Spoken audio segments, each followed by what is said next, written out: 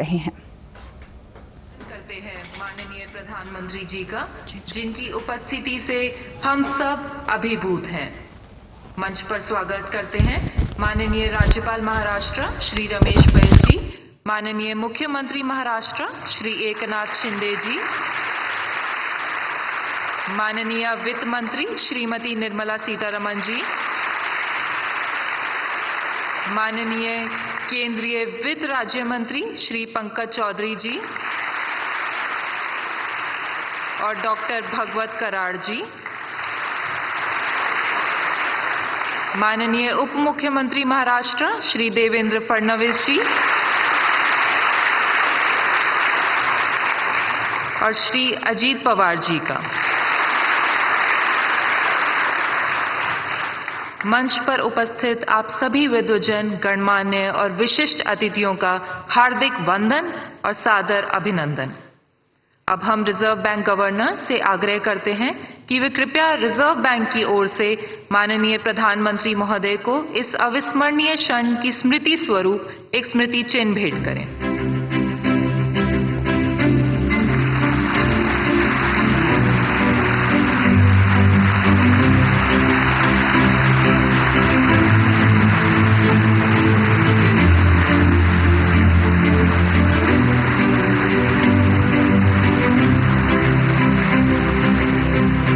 धन्यवाद माननीय।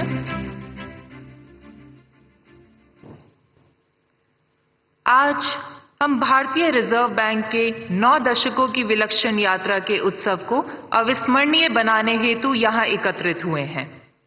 आज हम भारतीय रिजर्व बैंक का ऐसा रूप देख रहे हैं जो अभूतपूर्व बदलाव के मंथन से गुजरा है। अपनी इस यात्रा के दौरान रिजर्व बैंक ने कई महत्वपूर्ण निर्णय लिए, अनेक चुनौतियों का सामना भी किया। वह स्थिरता, विश्वास और विकास के अपने मूल सिद्धांतों पर हमेशा अटल रहा।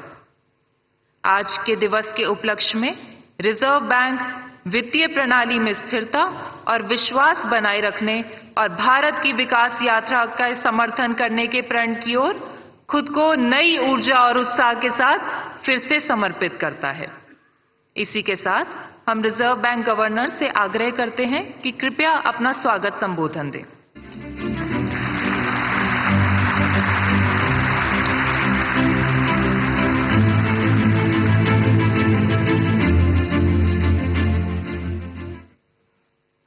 Honorable Prime Minister, Honorable Governor of Maharashtra, Honorable Chief Minister Maharashtra, Honorable Finance Minister, Honorable Union Ministers of State for Finance, Honorable Deputy Chief Ministers of Maharashtra, distinguished invitees, media representatives, and my colleagues from the Reserve Bank, both past and present. Today, the Reserve Bank of India enters the 90th year from its establishment on April 1, 1935. The journey of the Reserve Bank over the last 9 decades has been one of efficient functioning and contribution to the nation's progress. On this momentous occasion, it's my proud privilege on behalf of the Reserve Bank of India to welcome the Honorable Prime Minister to this commemorative event. Sir, your presence here amidst your very busy schedule is a source of great inspiration to all of us in the Reserve Bank.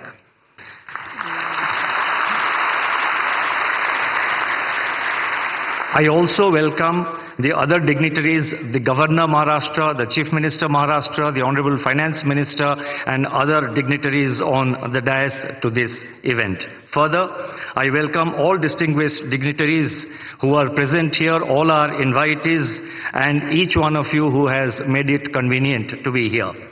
The Reserve Bank's evolution as an institution has been closely intertwined with the development of the Indian economy. From being a central bank primarily concerned with allocation of scarce resources during the planning period, the Reserve Bank has transitioned into being an enabler for the market economy. We are a full-service central bank with our functions spanning multiple dimensions. It has been our endeavor to promote the financial sector promote a financial sector that is robust, resilient, and future-ready. The path-breaking structural reforms, such as the enactment of the Insolvency and Bankruptcy Code and the adoption of flexible inflation targeting in the recent years, have helped us to deal with the challenges in the banking system and the task of maintaining price stability more effectively. Given the rapid changes taking place in today's world, especially in the areas of technology, innovation, business practices, and growing complexities in the financial sector, the Reserve Bank is constantly evaluating the emerging trends and taking necessary policy measures to remain in sync with the changing times. Our effort is to anticipate situations and take proactive measures. The global turmoil arising from the COVID-19 pandemic and the ongoing geopolitical hostilities have tested the resilience of every economy in the world, including India. The well-calibrated and coordinated monetary and fiscal policies adopted in our country went a long way in shielding our economy from these shocks and helped us to emerge even stronger than before. It's a matter of satisfaction that today our GDP growth is robust, inflation is moderating, the financial sector is stable, the external sector remains resilient, and the forex reserves are at an all-time high. Over the years, the Reserve Bank has emerged as a symbol of stability, resilience, and commitment to the welfare of our citizens. This has been possible due to the contributions made by generations of the team RBI. As we move towards RBI at 100, the Reserve Bank remains focused on ensuring a stable and strong financial system that would act as a bedrock for our country's economic progress. With these words, let me once again welcome the Honorable Prime Minister and the other dignitaries present in the dais and each one of you who is present here in the audience to this commemorative event of 90 years of the Reserve Bank. Thank you. Namaskar.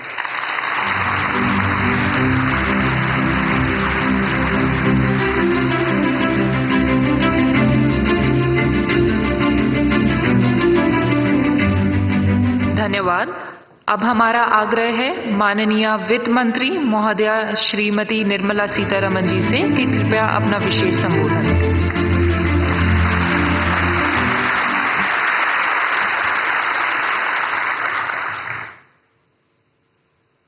Respected Prime Minister, Honorable Governor of Maharashtra, Chief Minister of Maharashtra, my colleagues in the Council of Ministers, Deputy Chief Ministers of Maharashtra, Governor Reserve Bank, all invited dignitaries, media, I'm here on a very happy occasion when today we mark the 90th anniversary of Reserve Bank of India. RBI, the Central Bank of India, has actually had a remarkable checkered history. It stands tall among its peers on several counts. Once in a century pandemic, the COVID, hit us. The RBI adopted and in fact deployed conventional and unconventional range of instruments to provide liquidity and to promote growth and to ensure financial stability. The two examples that I can cite and which can stand before as a classic example are the moratorium on loan repayments and also the liquidity infusion which happened during that time. Later came the Russia-Ukraine war. RBI's measures primarily aimed at two things. One, to address the inflation and the forex market's volatility. RBI, in fact, has been one of the earliest to recognize the non-transient nature of inflation. One of the few central banks, if I may say so, to front-load policy rate hikes in particular. Forex reserve management is also something on which we have this opportune moment to recall the work done by the RBI. Building up reserves, including foreign exchange interventions. In the past few years, India's capacity to manage and also to take care of external imbalances and uncertainties have significantly improved purely because of the professional management of the RBI. Rupee has exhibited lower volatility and orderly movements is what we notice of the rupee, and they are in relative terms to the rest of its peers. Managing India's banks is something which I'll recall at this time.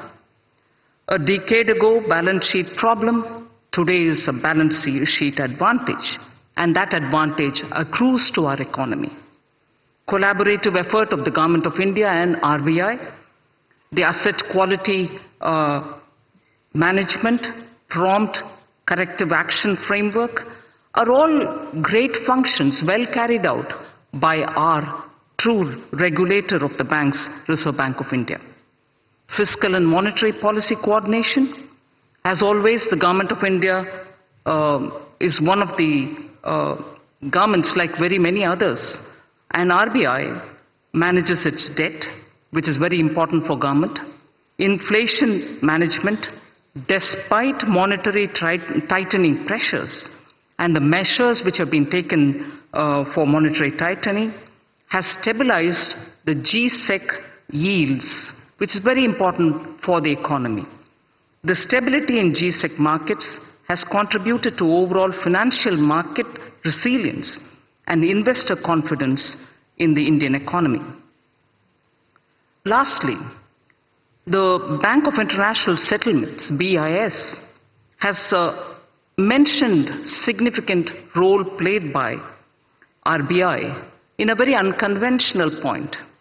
RBI's role in anchoring inflation expectations using communication policy is significant, is what the BIS has said. And I am sure not one in this audience would disagree with that.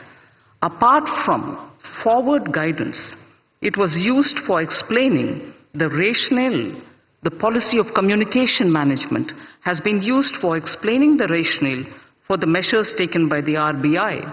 Thus, in the economy, confidence was built, and then optimism, if I can say so, optimism has been held up even during pandemic, held high and never let down. So optimism building is a very beautiful function which the RBI during crisis time has handled because it adopted this unconventional instrument of communication with the people.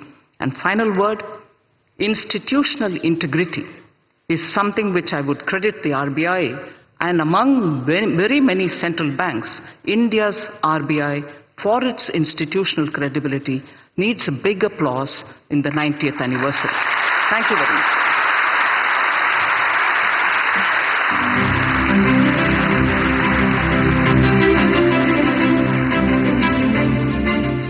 धन्यवाद माननीय आपके मार्गदर्शन के लिए। Reserve bank की इस अभूतपूर्व यात्रा को समर्पित एक स्मारक सिक्का जारी करने के लिए रिजर्व बैंक गवर्नर से अनुरोध है कि माननीय प्रधानमंत्री जी के कर कमलों द्वारा जारी होने वाले सिक्के को प्रस्तुत करें।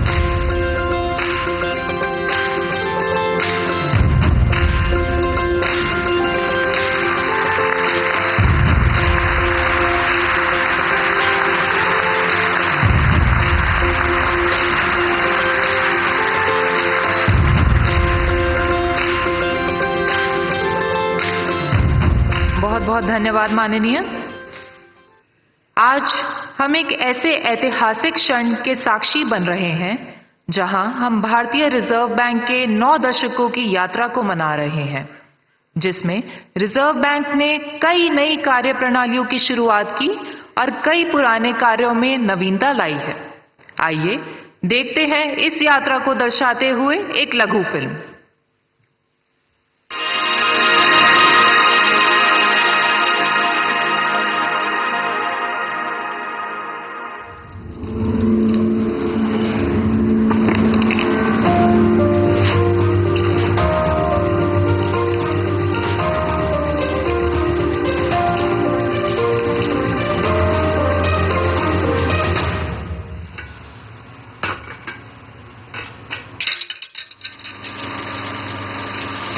The Reserve Bank of India came into existence on 1st of April 1935 as a joint stock company. It was nationalized in 1949. Over the last 9 decades, through its multifarious functions, the RBI has played a crucial role in the development of Indian financial sector and the economy. As the currency issuer of the country, the RBI has ensured supply of good quality banknotes.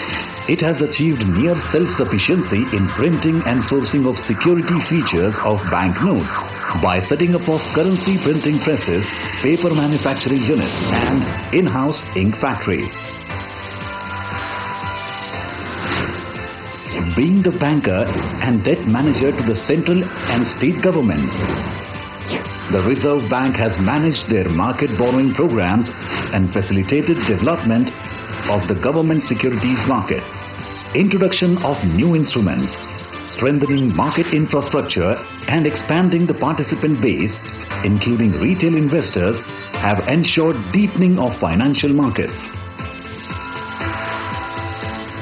India's monetary policy framework has evolved from monetary targeting to flexible inflation targeting, which was introduced in 2016. This was a major structural reform and has fostered price stability. RBI's monetary policy decisions are backed by its robust research and data analysis. The Reserve Bank is also responsible for the country's foreign exchange and reserves management. Its role has evolved over the years from being a regulator to a facilitator in an environment of market-determined exchange rates. A number of measures have been taken to simplify foreign exchange regulations for facilitating investment and trade. As the regulator and supervisor of a large part of the financial sector, the RBI has played a crucial role in promoting a sound and efficient financial system in the country.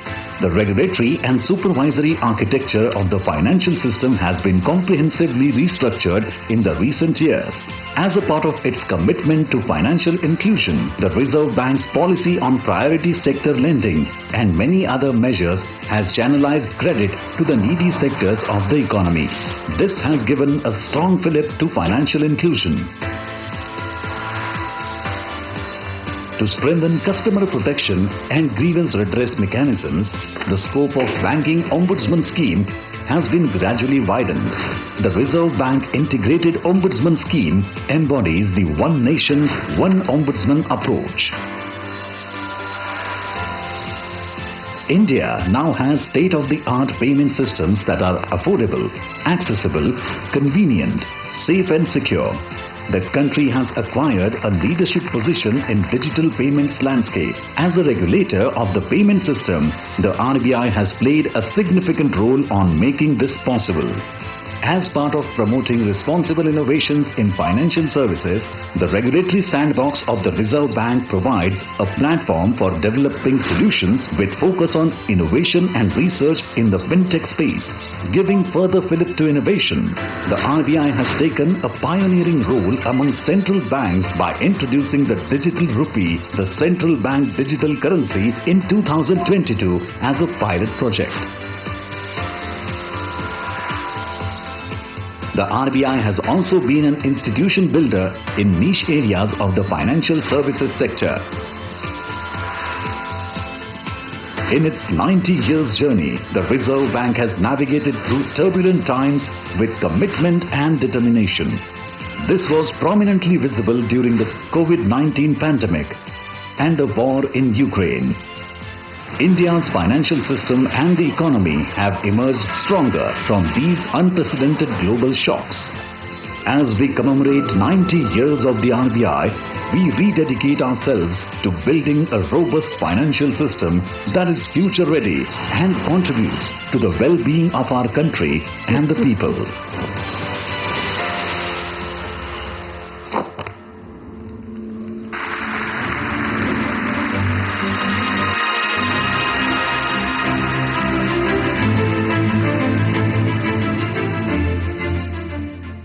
अब हम माननीय प्रधानमंत्री जी से निवेदन करते हैं कि कृपया इस सम्मेलन को संबोधित करें, हमें प्रेरणा दें, हमारा मार्गदर्शन करें।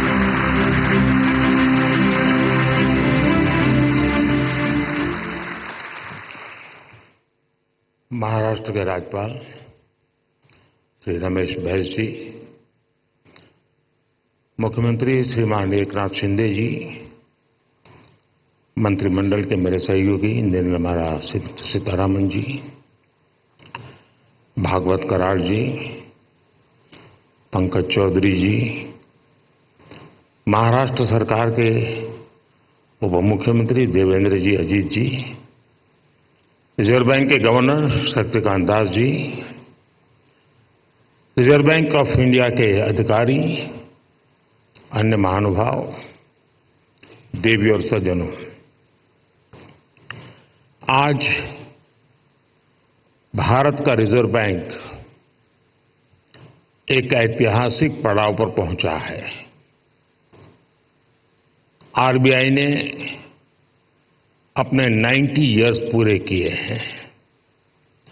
एक संस्थान के रूप में आरबीआई आजादी के पहले और आजादी के बाद दोनों ही कालखंड का गवाह है।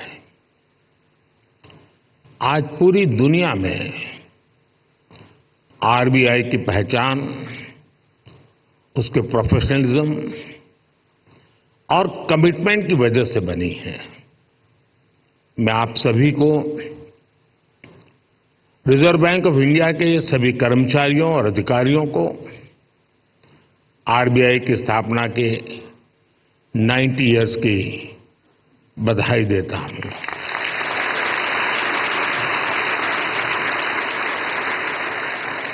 और इस समय जो लोग आरबीआई से जुड़े हैं उन्हें मैं बहुत सौभाग्यशाली मानता हूं। आज आप जो नीतियां बनाएंगे, जो काम करेंगे, उनसे आरबीआई के अगले दशक की दिशा तय होगी। ये दशक इस संस्थान को उसके शताब्दी वर्ष तक ले जाने वाला दशक है और ये दशक विकसित भारत की संकल्प यात्रा के लिए भी उतना ही अहम है। और इसके लिए जैसा आप लोगों का मंत्र है, आरबीआई को तेज ग्रोथ को सर्वोच्च प्राथमिकता देते हुए ट्रस्ट और स्टेबिलिटी पर भी उतना ही फोकस करना है। मैं आरबीआई को उसके लक्ष्यों और संकल्पों के लिए भी शुभकामनाएं देता हूं। साथियों, आप सभी अपनी फील्ड के एक्सपर्ट्स हैं। आप जानते हैं कि देश की अर्थव्यवस्था, हमारी जीडीपी काफी हद तक मॉनेटरी और फिस्कल पॉलिसीज के कोऑर्डिनेशन पर निर्भर करती है। मुझे याद है जब 2014 में रिजर्व बैंक के 80वें वर्ष के कार्यक्रम में आया था, तब हालात एकदम अलग थे। भारत का पूरा बैंकिंग सेक्टर समस्याओं और चुनौतियों से जूझ रहा था। एनपीए को लेकर, भारत के बैंकिंग सिस्टम की स्टेबिलिटी और उसके भविष्य को लेकर हर कोई आशंका से भरा हुआ था। हालात इतनी खराब थी कि पब्लिक सेक्टर बैंक्स देश की आर्थिक प्रगति को जरूरी गति नहीं दे पा रहे थे। हम सभी ने वहां से शुरुआत की और आज देखिए, आज भारत के बैंकिंग सिस्टम को दुनिया में एक स्ट्रांग और सस्टेनेबल सिस्टम माना जा रहा है।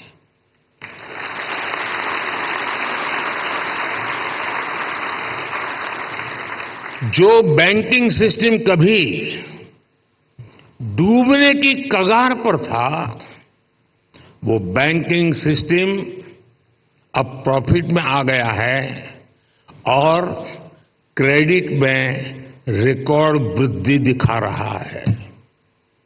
फ्रेंड्स, आप भी जानते हैं कि सिर्फ 10 साल में इतना बड़ा परिवर्तन आना आसान नहीं था। ये बदलाव इसलिए आया क्योंकि हमारी नीति, नियत और निर्णयों में स्पष्टता थी। ये बदलाव इसलिए आया क्योंकि हमारे प्रयासों में दृढ़ता थी, ईमानदारी थी। आज देश देख रहा है, जब नीयत सही होती है तो नीति सही होती है। जब नीति सही होती है तो निर्णय सही होते हैं, और जब निर्णय सही होते हैं तो नतीजे सही मिलते हैं।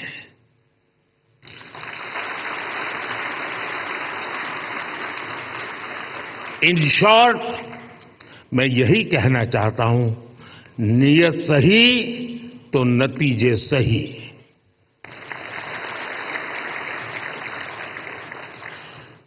कैसे देश का बैंकिंग सिस्टम ट्रांसफॉर्म हुआ, ये अपने आप में एक स्टडी का विषय है।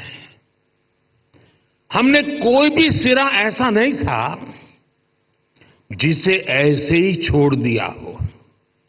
हमारी सरकार ने रिकॉग्निशन, रिजोल्यूशन और रिकैपिटलाइजेशन की रणनीति पर काम किया। पब्लिक सेक्टर बैंक के हालात सुधारने के लिए सरकार ने करीब 3.5 लाख करोड़ का कैपिटल इन्फ्यूजन किया और साथ ही गवर्नेंस संबंधी कई रिफॉर्म्स भी किए। अकेले इंसॉल्वेंसी एंड बैंक्रप्सी कोड की नई व्यवस्था से ही करीब 3.25 लाख करोड़ के लोन्स रिजॉल्व हुए। और एक आंकड़ा देशवासियों को जरूर जानना जरूरी है। 27,000 से ज्यादा ऐसी एप्लीकेशंस जिसमें 9 लाख करोड़ रुपए से ज्यादा का अंडरलाइन डिफॉल्ट था, वो आईबीसी में एडमिशन से पहले ही रिजॉल्व हो गई। ये दिखाता है कि इस नई व्यवस्था का सामर्थ्य कितना ज्यादा है।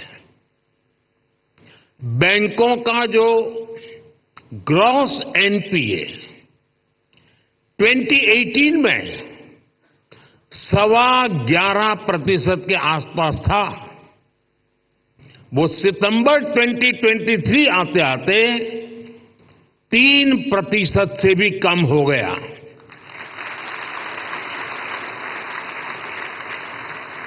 आज ट्विन बैलेंस शीट की समस्या अतीत का हिस्सा हो चुकी है। आज बैंक की क्रेडिट ग्रोथ 15% तक हो गई है और मैं इन सभी उपलब्धियों में आरबीआई की सहभागीदारी और प्रयासों की भी बहुत बड़ी भूमिका रही है और वो बधाई के पात्र हैं। साथियों, आरबीआई जैसे संस्थान के बारे में चर्चा अक्सर फाइनेंशियल डेफिनेशन और कठिन टर्मिनोलॉजीज तक ही सीमित रह जाती है। आपका कार्य जितना जटिल है, उसमें यह स्वाभाविक भी है, लेकिन आप जो काम करते हैं उससे देश के सामान्य मानव का जीवन सीधे तौर पर प्रभावित होता है।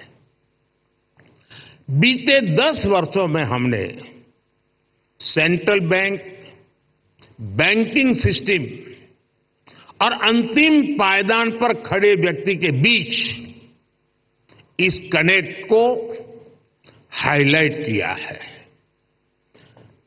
गरीबों का फाइनेंशियल इंक्लूजन आज इसका बहुत बड़ा उदाहरण है। आज देश में 52 करोड़ जनधन खाते हैं। इनमें भी 55% से ज्यादा खाते महिलाओं के नाम पर है।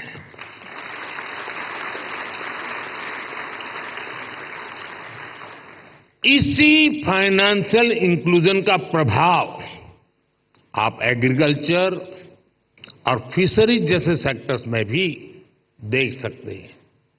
आज 7 करोड़ से ज्यादा फार्मर्स, फिशरमैन और पशुपालक के पास किसान क्रेडिट कार्ड हैं।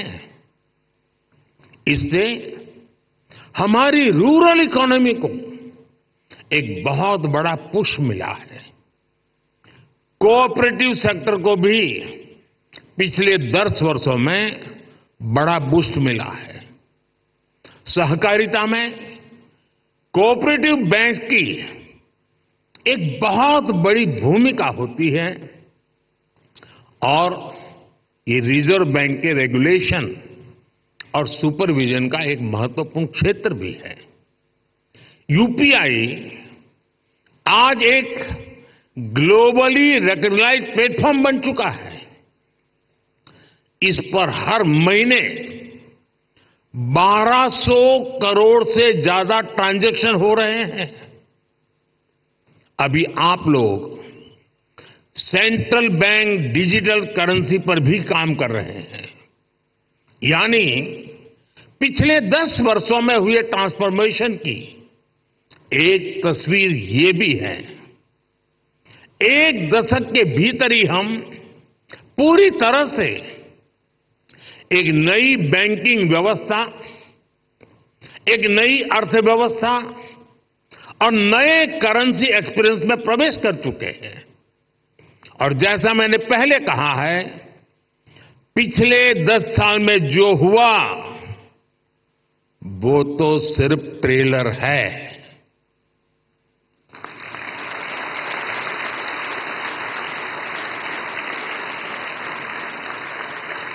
अभी तो बहुत कुछ करना है। अभी तो हमें देश को बहुत आगे लेकर जाना है।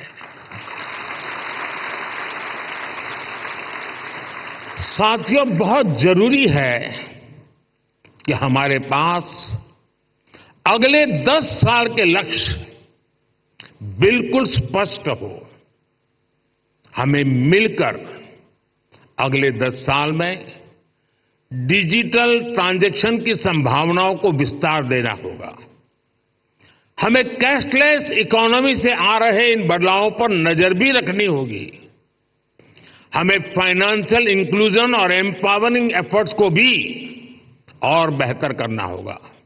साथियों, इतनी बड़ी जनसंख्या की बैंकिंग नीड्स भी अलग अलग हो सकती है। कई लोग फिजिकल ब्रांच मॉडल को पसंद करते हैं, कई लोगों को डिजिटल डिलीवरी पसंद होती है। देश को ऐसी नीतियां बनाने की जरूरत है जिससे ईज ऑफ डूइंग बैंकिंग बेहतर हो और सभी को उनकी जरूरत के अनुसार क्रेडिट एक्सेस मिल सके। डीपीआई के क्षेत्र में भारत को अग्रणी बनाने के लिए हमें आर्टिफिशियल इंटेलिजेंस, मशीन लर्निंग की निरंतर मदद लेनी चाहिए। भारत की प्रगति तेज गति से हो, इंक्लूसिव हो, सस्टेनेबल हो, इसके लिए रिजर्व बैंक को लगातार कदम उठाते रहने होंगे। एक रेगुलेटर के तौर पर आरबीआई ने बैंकिंग सेक्टर में रूल बेस्ड डिसिप्लिन और फाइनेंशियली प्रूडेंशियल प्रैक्टिसेस को सुनिश्चित कराया है, लेकिन इसके साथ ही ये भी आवश्यक है कि आरबीआई विभिन्न सेक्टर्स की भविष्य की जरूरतों का आकलन करते हुए अभी से तैयारी करे, बैंकों को प्रोत्साहित करे, प्रोएक्टिव कदम उठाए। मैं आपको विश्वास दिलाता हूं कि सरकार आपके साथ है।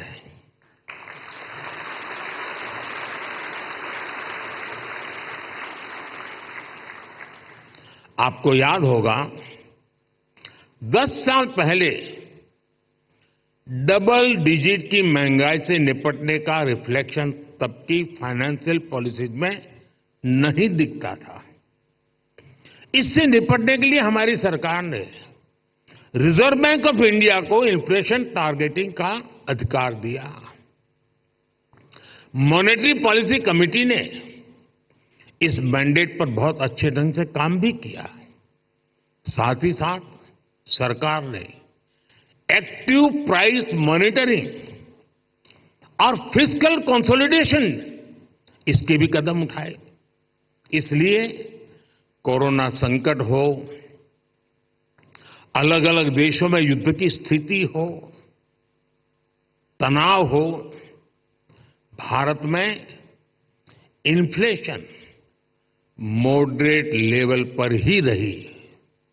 साथियों, जिस देश की प्रायोरिटी स्पष्ट हो उसे प्रोग्रेस करने से कोई नहीं रोक सकता।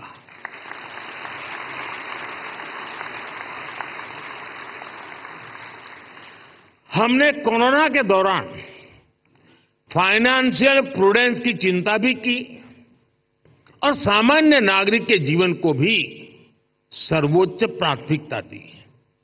यही वजह है कि भारत का गरीब, भारत का मिडिल क्लास उस आपदा से उबरकर अब अर्थव्यवस्था को गति दे रहा है।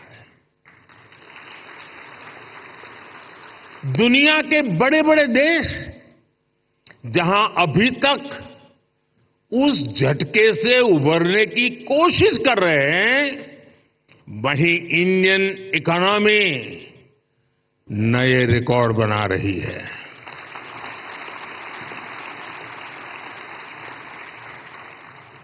भारत की सफलता को आरबीआई वैश्विक स्तर पर ले जा सकता है।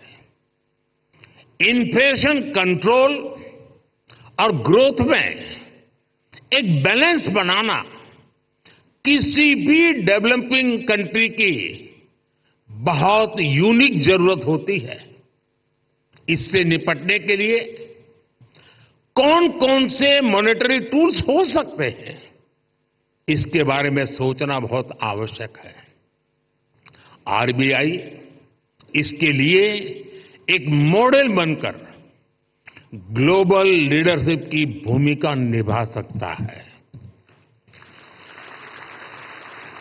और ये बात मैं 10 साल के अनुभव के बाद कहता हूं, और ये बात दुनिया को निकट से जानने समझने के बाद कह रहा हूं।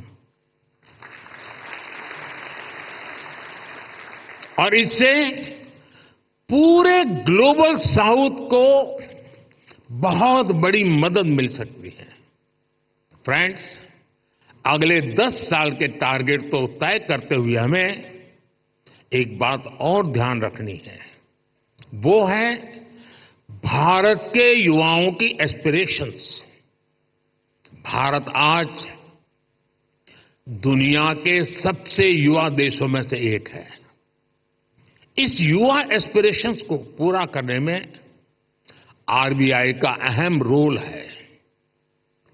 बीते 10 साल में सरकार की पॉलिसीज की वजह से नए नए सेक्टर्स बने हैं। इन सेक्टर्स में देश के युवाओं को नए अवसर मिल रहे हैं। आप देखिए, आज ग्रीन एनर्जी जैसे उभरते हुए क्षेत्रों का विस्तार हो रहा है। सरकार सोलर एनर्जी और ग्रीन हाइड्रोजन जैसे सेक्टर्स को प्रमोट कर रही है। आज देश में इथेनॉल ब्लेंडिंग को लगातार बढ़ाया गया है। डिजिटल टेक्नोलॉजी में आज भारत एक प्राइम प्लेयर बनकर उभरा है। हमने स्वदेशी 5G टेक्नोलॉजी पर काम किया है। डिफेंस सेक्टर हम बड़े एक्सपोर्टर की भूमिका में आ रहे हैं। एमएसएमई पूरी भारतीय अर्थव्यवस्था और मैन्युफैक्चरिंग सेक्टर की बैकबोन जैसे हैं। ऐसे सारे सेक्टर्स में अलग अलग तरीके के कर्ज की जरूरत होती है। कोरोना के समय हमने एमएसएमई सेक्टर के लिए जो क्रेडिट गारंटी स्कीम बनाई, उसने इस सेक्टर को बहुत बड़ी शक्ति दी थी। रिजर्व बैंक को भी आगे out of the box policies के बारे में सोचना होगा। और मैंने देखा है हमारे शक्तिकांत जी आउट ऑफ बॉक्स सोचने में माहिर है।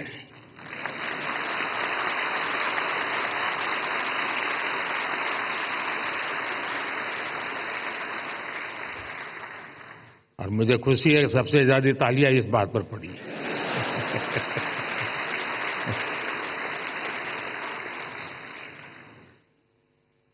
विशेषकर नए सेक्टर्स में हमारे युवाओं को पर्याप्त क्रेडिट अवेलेबिलिटी मिले, ये सुनिश्चित किया जाना बहुत जरूरी है। साथियों, 21वीं सदी में इनोवेशन का बहुत महत्व रहने वाला है। सरकार इनोवेशन पर रिकॉर्ड इन्वेस्ट कर रही है।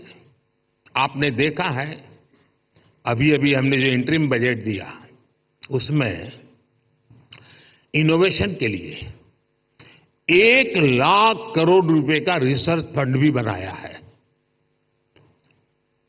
कटिंग एज टेक्नोलॉजी पर जो प्रपोजल आएंगे, जो लोग इस क्षेत्र में काम करना चाहते हैं, हम उनके लिए कैसे प्रिपेयर हो, ये सोचना बहुत आवश्यक है।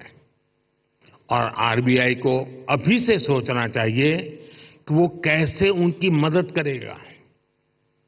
हमें ऐसे लोग पहचानने होंगे, हमें ऐसी टीम्स बनानी होगी जो परंपरागत कारोबार हैं, जो आने वाले विषय हैं, हमें उन्हें लेकर एक्सपर्टीज डेवलप करनी चाहिए। इसी तरह स्पेस सेक्टर ओपन हो रहा है। इसमें नए नए स्टार्टअप्स आ रहे हैं, तो उनको क्रेडिट के लिए किस तरह का सपोर्ट चाहिए, यह हमें देखना होगा। इसी तरह भारत में एक सबसे बड़ा क्षेत्र नया पूरी ताकत के साथ आ रहा है, वो है टूरिज्म सेक्टर। टूरिज्म सेक्टर भी बढ़ रहा है और पूरी दुनिया भारत आना चाहती है, भारत देखना चाहती है, भारत समझना चाहती है।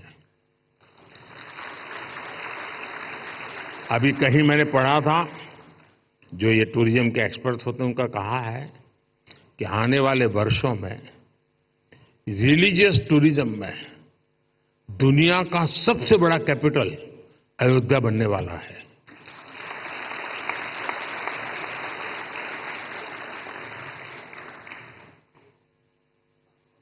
हमें देखना होगा कि इस सेक्टर को फाइनेंशियल सपोर्ट करने के लिए हमारी क्या तैयारी है। जो देश में नए नए सेक्टर्स बन रहे हैं, हमें उनमें अभी से एक्सपर्टीज डेवलप करनी चाहिए और उनको हम कैसे सपोर्ट करेंगे, इस पर भी पहले से मंथन होना चाहिए। अभी 100 दिन मैं चुनाव में बिजी हूं, तो आपके पास भरपूर समय है। आप सोच के रखिए, क्योंकि शपथ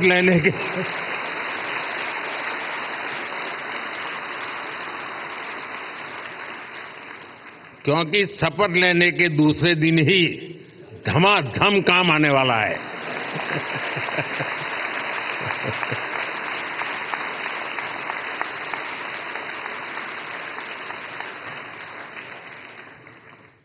साथियों, हम लोगों ने फाइनेंशियल इंक्लूजन पर बहुत काम किया है, डिजिटल पेमेंट पर बहुत काम किया है।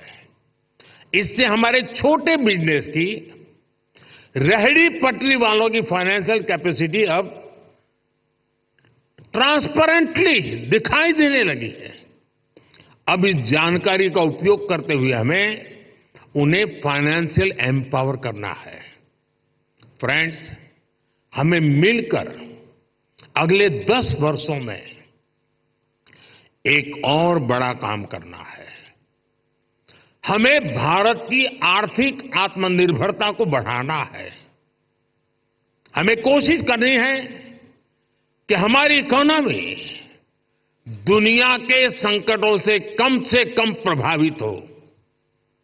आज भारत ग्लोबल जीडीपी ग्रोथ में 15% के साथ ग्लोबल ग्रोथ का इंजन बन रहा है।